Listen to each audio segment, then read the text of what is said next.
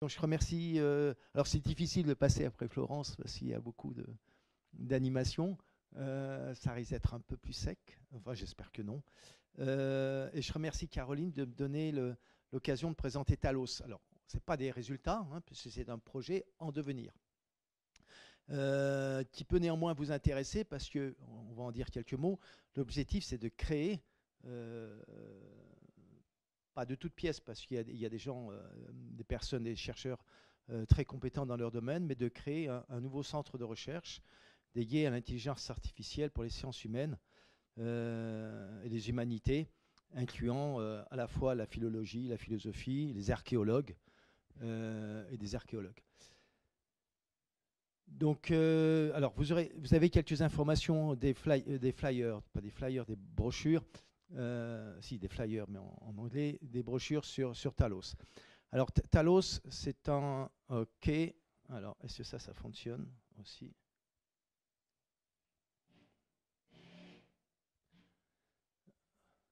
Oui, OK. Talos, c'est un projet RHR, c'est un projet Horizon 2022. Je sais pas si, enfin, vous connaissez les projets Horizon. Les RHR, c'est des projets un peu particuliers. On va en dire deux mots. Talos, c'est le nom du premier robot intelligent, on va dire. Un dieu protecteur de. OK. Le dieu protecteur de l'île de Crète, qui protégeait cette île contre les pirates qui lançaient des rochers ou détruisaient les pirates ou les envahisseurs. Alors, c'est un projet, OK, donc pour Talos, pour la petite histoire, ce robot fait de bronze. Bon, juste pour situer l'île de Crète, hein, qui est, pour ceux qui, je pense que vous connaissez tous la Crète. Alors, c'est un projet Horizon 2022, un projet Talent dédié aux RHR. L'objectif, c'est de créer, dans ce qu'on appelle les widening countries, donc les pays qui s'ouvrent, des centres d'excellence sur une thématique porteuse. Bon, c'est celle que nous avons mis en place. Ici, à l'université de Crète, à Rétimno, Héraclion, l'université de Crète est répartie entre Héraclion, qui est la capitale, et Rétimno. Donc ici, c'est pour l'université de Rétimno, donc une petite université, enfin, de 20 000 étudiants. Et ici, l'objectif est de créer un nouveau centre de recherche en intelligence artificielle for SSH. Donc ce sont, voici les résultats. C'est un projet qui vient de démarrer en 1er mars, un projet de 5 ans avec le budget maximum, hein, 2,5 millions d'euros, donc un budget conséquent. L'objectif, c'est effectivement d'avoir une vision différente et beaucoup plus ouverte de la recherche, mais aussi de l'enseignement. Alors, dédié à l'intelligence artificielle pour les sciences humaines, alors c'est l'intelligence hybride, c'est-à-dire qu'on tient à la fois les symboliques AI, avec les ontologies, la terminologie, les knowledge graphs, mais également le natural language processing et puis le deep learning, dans ce type d'approche dédiée, on va aller voir sur différents research topics, mais également de proposer des nouvelles formations, à la fois au niveau bachelor, en proposant un minor, c'est un certificate dédié au digital et puis au digital for DH, for digital humanities. Également mettre en place des cours de type postgrad qu'on avait déjà mis en place à la fois avec l'Université de Savoie, l'université en Chine. On est dans cette approche-là. J'y reviendrai parce que c'est un point important. Hein. Si je le présente, c'est parce qu'on cherche également des collaborations, hein, l'objectif étant de créer un réseau international. Alors, Talos et RHR, alors oui, ça repose sur un RHR holder. Enfin, ça repose, non, ça repose sur toute une équipe. Mais il faut un RHR holder qui a une chaire de professeur. En l'occurrence, c'est moi. OK, donc c'est un nouveau centre de recherche qui se veut d'excellence, j'espère, d'excellence, qui est rattaché à la faculté de philosophie. Donc là, je suis content, hein, même si j'ai un background en AI. J'ai passé ma thèse en IA ici il y a il y a longtemps, INPG. Mais je travaille en symbolique AI avec un fort background dans tout ce qui est approche épistémologique. Je suis aristotélicien dans ma démarche. C'est une faculté de philosophie qui va regrouper les départements de philologie, d'histoire et d'archéologie. Hein. Je suis passionné par l'archéologie et je crois qu'il y a des archéologues ici, on en parlera, de philosophie et des sciences sociales. Donc deux grands, enfin on marche sur deux jambes, hein, la recherche et l'enseignement, sachant qu'on veut à tout prix les lier, hein, les lier fortement. En fait, c'est plus un trépied, recherche, enseignement, dissemination, diffusion, les trois étant fortement liés. C'est une équipe, donc là vous avez les photos des permanents et du personnel administratif. On va recruter à court terme, donc là on est intéressant, j'en profite pour faire un appel. Les appels aux PhDs vont arriver, vont être faits dans l'été. On va recruter, on doit recruter à la rentrée prochaine 4 PhD et ensuite 4 postdocs. Donc à terme, une équipe de 18 personnes.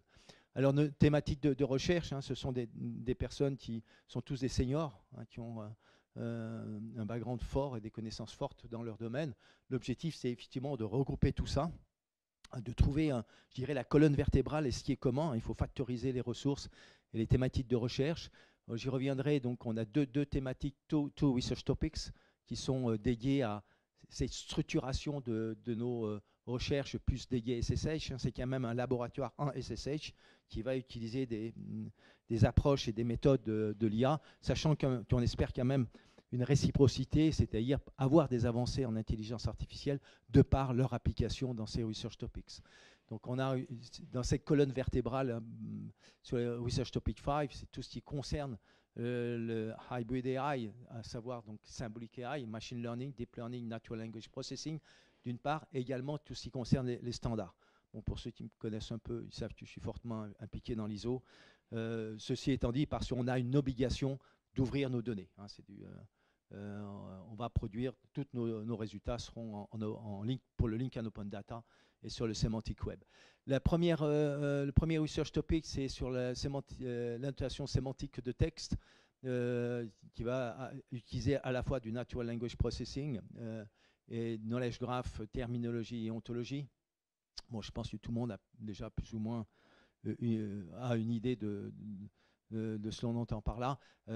Bon, dédié sur un corpus qui est effectivement ici un corpus de grec ancien, de pouvoir lier ces textes, en faire une analyse et de proposer de nouveaux parcours dans ce type de collection. Le deuxième research topics concerne effectivement la préservation, et donc c'est là où on a des archéologues. Artemis est en ce moment en train de faire des fouilles à Chypre, et c'est une spécialiste de l'INRB. Donc là, c'est de pouvoir effectivement préserver, numériser ces collections, et là aussi proposer des nouveaux moyens de recherche et de navigation dans ces collections numérisées. S'appuyant là aussi sur ces mêmes approches. Le troisième research topics est, je dirais, peut-être un peu plus classique d'un point de vue traitement de corpus, mais on retrouve, l'objectif, c'est vraiment de faire des liens entre tout cela. Là, c'est par exemple la recherche de patterns dans des gros corpus, mais en particulier des corpus journalistiques. Le quatrième topic est un topic important parce qu'il est lié aussi à notre façon d'enseigner, hein, c'est lié à l'éducation, et dans quelle mesure on va pouvoir apporter une certaine innovation dans une approche, par exemple, par compétences. Les ontologies ici offrant des perspectives intéressantes. Bon, tout cela, comme je disais, effectivement, étant lié par par les research topics 5 et 6, afin de créer également une équipe où les personnes pourront échanger leur expérience. En ce qui concerne l'enseignement, on a des activités pour ouvrir ce type d'enseignement à la fois aux enfants et aux adolescents. Mais c'est aussi proposer des nouveaux curriculums, des nouveaux curricula au pluriel, dans les domaines des humanités numériques, avec une finalité de dissémination. Crète, c'est une île, et il faut penser, on pense en termes de en dehors des borders, hein, des frontières, et de proposer des formations internationales on-site, sur site et aussi en ligne. Donc cette idée de summer schools, cette idée de postgraduate courses en IA for SSH. Juste sur la structure du Work Package, une structure qui est relativement classique, puisque c'est des projets RHR sont des projets mono-bénéficiaires, qu'un seul bénéficiaire, c'est l'Université de Crète. Donc on a une structure assez classique entre le Work Package de recherche, une gestion du projet. Si on embauche, il y a même pas mal de personnel, et puis il faut gérer tout ça. La visibilité qui est quelque chose d'important, surtout pour les warning countries. C'est-à-dire la mise en place, et je vais y revenir, c'est le dernier transparent, la mise en place de réseaux est quelque chose d'important pour nous, également au niveau du training. Donc ce qui nous intéresse fortement, hein, c'est tout en devenir, c'est de monter des collaborations internationales et un réseau au niveau de l'Europe, mais pas qu'au niveau de l'Europe. On a des liens déjà forts avec la Chine. Et pour ceux qui s'intéressent aux humanités numériques avec la Chine, avec Peking University, dans le cadre d'un projet de National Talent en Chine, j'ai créé un laboratoire là-bas, donc on va renforcer ces liens. Et donc au niveau européen, quelque chose qui pourrait vous intéresser, c'est un de nos résultats attendus, donc la mise en place d'un Erasmus Mundus. Donc si vous êtes intéressé par y participer, c'est avec plaisir. On est ouvert et demandeur, mais aussi la mise en place d'une conférence annuelle. Bon, pour ceux qui connaissent TOT, hein, l'idée c'est de faire ce que j'ai fait à TOT à Chambéry, de faire la même chose, mais en Crète, sur une conférence, un AI for SSH, donc récurrent, mais fortement basé sur un comité, un steering committee qui est international. Voilà, donc n'hésitez pas à nous envoyer un message, aussi bien au responsable scientifique, Mélina Tamiolaki, au project manager, Maria Papadopoulou, et à moi-même qui suis le RHR holder. Donc c'est vraiment un appel à collaboration, hein, c'est un appel international à collaboration. On est non seulement ouvert, mais demandeur. Hein. Et si vous avez des approches différentes, des nouvelles idées, c'est ce qui nous intéresse. Hein. Je dis souvent, si tu diffères de moi, mon frère, loin de me léser, tu m'enrichis. Merci, et si vous avez des questions, c'est le dernier. Voilà. Merci beaucoup. Ça me permet de présenter Talos. Alors, hop, y a-t-il des questions? Alors, merci Bernard, hein, je viens de voir ton lien pour Mémomine. Y a-t-il des questions sur ce projet? Alors, je pense que ça va certainement concerner aussi les archéologues. Oui. L'archéologie, on a beaucoup travaillé, si vous connaissez, c'est Platon Petridis, l'année passée à Tot, qui dirige le musée d'archéologie de l'Université d'Athènes, donc qui est francophone, qui est aussi un ami. Il a fait la conférence d'ouverture de Tot l'année passée. Donc oui, on est très demandeur. Concernant les annotations, moi, ce n'est pas une question, mais en fait, mon premier contact avec la recherche était justement de travailler sur... c'était pas moi qui faisais, j'étais qu'une petite stagiaire, mais c'était le projet Porphyre, ça va te parler. Ah oui, commentateur d'Aristote, 3e siècle après Jésus-Christ. Voilà. Auteur des Agogées, disciple de Plotin. Tout à fait. Et donc, en fait, c'était un projet pour travailler sur les fonds numérisés de l'EFA d'Athènes, donc l'École française d'archéologie d'Athènes, pour justement intégrer des annotations, que les archéologues experts puissent intégrer des annotations et croiser en fait les connaissances. Et j'en parlais à Alexis une autre fois. En fait, ça avait permis, en croisant les documents, de se rendre compte qu'il y avait un petit anneau qu'on retrouvait régulièrement sur les sites archéologiques et découvrir que cet anneau était en fait une flûte. En fait, une flûte. Alors, c'était avec l'équipe de Lyon, l'INSA Lyon et puis la maison de Méditerranée d'Orient, si je ne me trompe pas. Voilà, donc en fait, je t'invite à aller voir, sa date. Ouais. C'est un peu vieux. Maria est connectée. Bonjour Maria. Bonjour Maria. Et ça date un peu, ça a 20 ans, mais l'INSA Lyon avait poursuivi le projet sur presque 10 ans après. Ouais. Donc ça vaut peut-être le coup de voir ce qu'ils ont fait aussi côté annotation. Voilà. Tout ce qui est digitalisation de musées nous intéresse fortement. Dans le cas avec Artemis, qui est une spécialiste du linéaire B et qui travaille sur des fouilles à recherche de tablettes.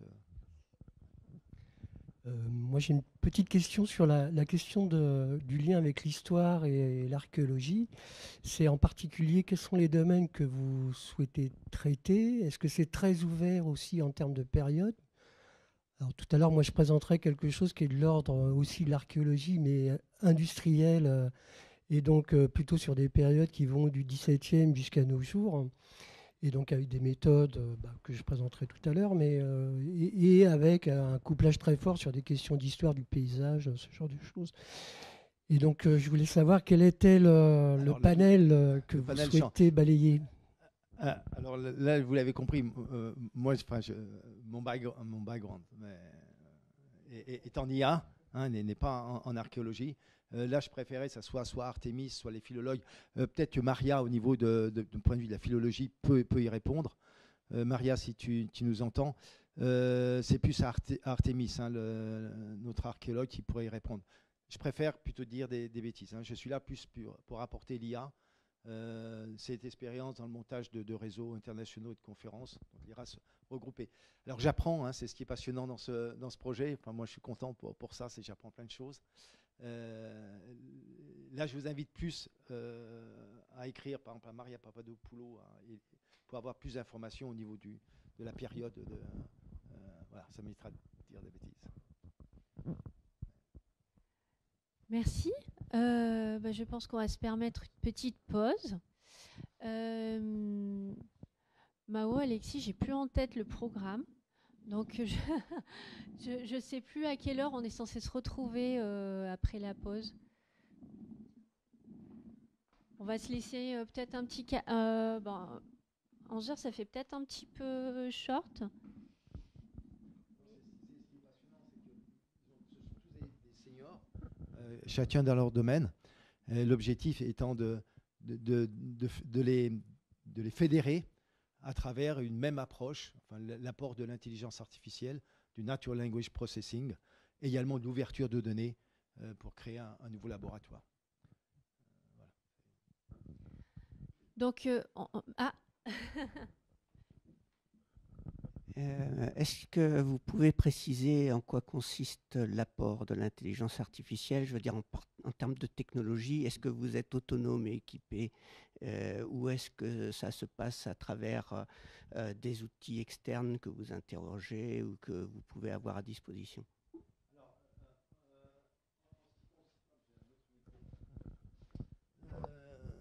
C'est principal. On doit produire non open source aujourd'hui. C'est-à-dire que c'est une des obligations maintenant, quasiment une des obligations dans les projets européens. On va utiliser tous les outils qui existent, aussi bien en machine learning, en deep learning et en symbolic AI, à notre disposition. Après, si on doit parler en termes de numérisation, par exemple, ça ne fait pas partie de ce type de projet. On va partir sur certaines numérisations existent. Il y a certaines collections qui existent, comme les archives Beasley, par exemple. Perseus, pour ce qui concerne les textes. C'est plus la mise en place à la fois de construction de terminologie, d'ontologie et de knowledge graph. Et des outils de traitement de NLP. Tout cela, on les a, soit en libre, soit en ce qui concerne la terminologie et ontologie. On a un outil, mais qu'on a développé il y a longtemps, qui sera mis à disposition. Donc à ce niveau-là, on est suffisamment autonome pour cela. On n'a pas de, contrairement si on est vu au niveau des interfaces, notre objectif c'est pas de faire des interfaces immersives, etc. C'est plus dans l'apport au niveau des approches, des méthodes, la construction de knowledge graph et d'indexation. Ça, on a les moyens de le faire. Oui. C'est ce qu'on va utiliser pour Muséomite en fait. C'est le même outil. C'était dit. Ah oui, oui, t'es dit, oui. Ben voilà. On retombe sur les noms. Donc au niveau matériel, on n'aura pas ce problème d'interface qui coûte cher. On n'est pas dans ce cadre-là. En plus, en ce qui concerne le linéaire B, on est en rapport via Artemis avec le musée de Berlin qui a digitalisé ces informations. Donc on a accès déjà à des collections qui sont numérisées, mais qui nécessitent d'être structurées d'un point de vue sémantique. C'est la couche sémantique. C'est travailler également, c'est de nouvelles interfaces qui permettraient de naviguer à l'intérieur de ces collections-là. Alors c'est intéressant, c'est l'utilisateur ou orienté collection, c'est les thématiques qui nous intéressent et qui se posent. J'ai une autre question, mais c'est quelque chose dont je n'ai pas du tout parlé. Mais moi, je travaille sur l'analyse des images produites par les visiteurs, et ça avec des outils d'IA.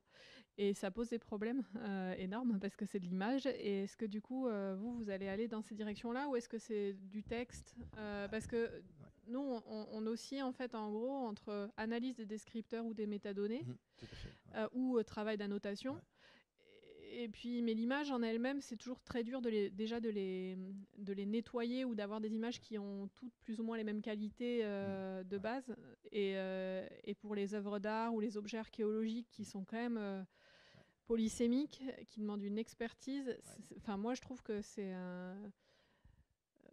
intellectuellement, de penser à un modèle d'IA qui va analyser une image, qu'elle soit produite scientifiquement, c'est-à-dire par un archéologue qui fait sa photo avec ses standards, etc., ou produite par un visiteur qui fait sa photo, derrière, extraire de la donnée, la traiter. Vous avez des pistes sur ce sujet? Alors, c'est clair que sur le côté symbolique, c'est notre point fort, c'est-à-dire l'analyse de métadata, si on parle de terminologie, de thésaurus, de vocabulaire contrôlé ou d'ontologie. Donc à ce niveau-là, j'avais travaillé dans le projet Linked Heritage, ou Athena+, Linked Heritage, qui était le plus gros projet européen sur l'héritage culturel, donc sur la classification de thésaurus, par exemple. Donc à ce niveau-là, effectivement, ça va être notre cœur de métier. Sur les images, ça nous intéresse, mais peut-être pas au sens où vous l'entendez. C'est-à-dire qu'effectivement, parmi les problèmes qu'on peut avoir, c'est à la fois au niveau des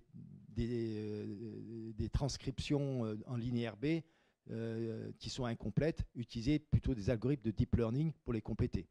On est plus dans ce cadre-là. Et également dans le cadre, effectivement, lorsqu'on travaille en archéologie sur des morceaux de poterie, parce qu'on n'a jamais de vrais cratères, si on en a encore, mais si on travaille sur des morceaux de poterie, c'est comment pouvoir les classer. Donc là, on serait plus dans une approche, sachant qu'on aura une ontologie bien faite, c'est ce qu'on espère, pouvoir effectivement apprendre notre système à reconnaître des morceaux, des parties d'œuvres. Donc là aussi, utiliser des méthodes de deep learning. Mais ce ne sera pas au sens d'extraction ou d'analyser l'image. C'est-à-dire qu'on va effectivement apprendre le système. Donc on n'est pas à ce niveau-là. Là aussi, on n'est pas à terme, l'équipe fera 18 personnes. C'est pas beaucoup, vu quand même les thématiques de recherche. Donc Mais Rome ne s'est pas construite en un jour. Non, et on a bon espoir. D'abord, c'est une équipe qui est extrêmement dynamique. J'apprécie vraiment beaucoup. C'est que des experts de très haut niveau, donc c'est agréable. Puis j'apprends, c'est extraordinaire. Travailler avec des archéologues, des philologues, des linguistes, c'est vraiment passionnant. On a une question. Alors attends. Pas de recherche sur le linéaire. Ah non, déchiffré. Ça, c'est Artemis. J'ai souvent parlé qu'il faudrait demander, parce qu'ils n'ont pas assez de matériel.